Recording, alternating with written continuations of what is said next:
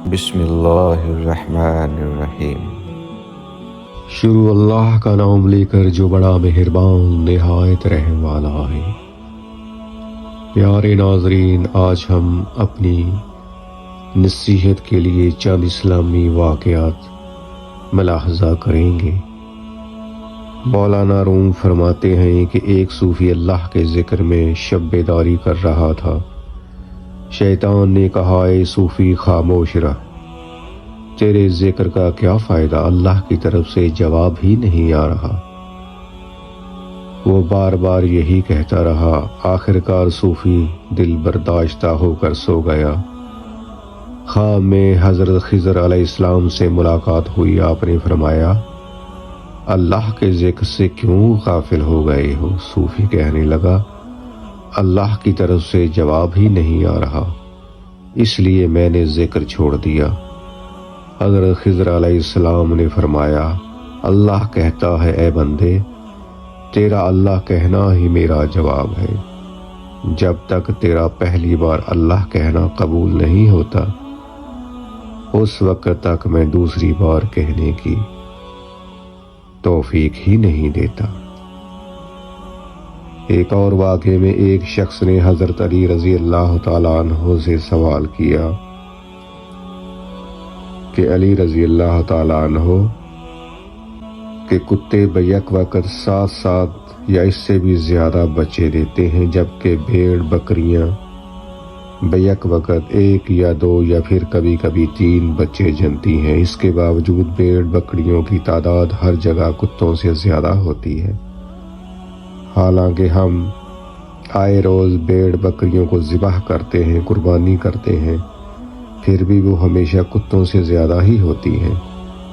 حضرت علی رضی اللہ تعالیٰ عنہ نے فرمایا، یہی چیز برکت ہے۔ اس شخص نے کہا، برکت بھیڑ بکریوں میں ہی کیوں ہے، کتوں میں کیوں نہیں؟ حضرت علی نے فرمایا، بھیڑ بکریاں رات کے شروع میں سوتی ہیں اور رحمت یعنی فجر کے وقت جاگتی ہیں تو برکت کو پا لیتی ہیں، مگر کتے ساری رات بھونک کر فجر کے قریب سو جاتے ہیں اور رحمت اور برکت سے محروم ہو جاتے ہیں۔ میں تمہیں نصیحت کرتا ہوں کہ رات کو جلد سونے اور صبح جلدی اٹھو، یہی رزق اور اولاد میں برکت کا ذریعہ ہے۔ اسی طرح پیارے ناظرین، ایک اور اسلامی واقعے میں خواجہ حسن بصری رحمۃ اللہ علیہ نے بصرہ میں ایک غلام خریدا، اور وہ غلام بھی ولی اللہ تھا، صاحب نسبت اور تہجد گزار تھا۔ حضرت حسن بصری رحمۃ اللہ علیہ نے اس سے پوچھا کہ اے غلام، تیرا نام کیا ہے؟ اس نے کہا کہ حضور، غلاموں کا کوئی نام نہیں ہوتا، مالک جس نام سے چاہے پکار لے۔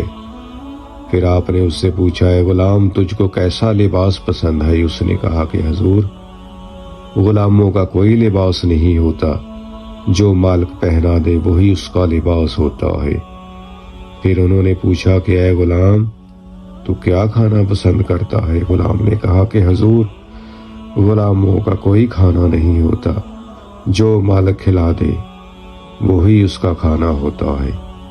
خواجہ حسن بصری چیخ مار کر میرے ناظرین بے ہوش ہو گئے۔ جب ہوش میں آئے تو فرمایا، اے میرے بھائی، تجھے غلام کہنا مجھے اچھا نہیں لگتا، میں تجھ کو آزاد کرتا ہوں۔ میں نے تجھے پیسے سے خریدا تھا، مگر اب تجھ کو پیسہ نہیں دینا ہے، میں تجھ کو مفت میں آزاد کرتا ہوں۔ غلام نے پوچھا کہ کس نعمت کے بدلے میں آپ مجھ کو آزاد کر رہے ہیں؟ آپ نے فرمایا، تم نے ہم کو اللہ کی بندگی سکھا دی۔ پیارے ناظرین، اللہ تعالی ہم سب کو اپنی بندگی کو سمجھنے کی توفیق عطا فرمائے اور ہمیں توحید پر اور اللہ کے ذکر پر قائم رکھے،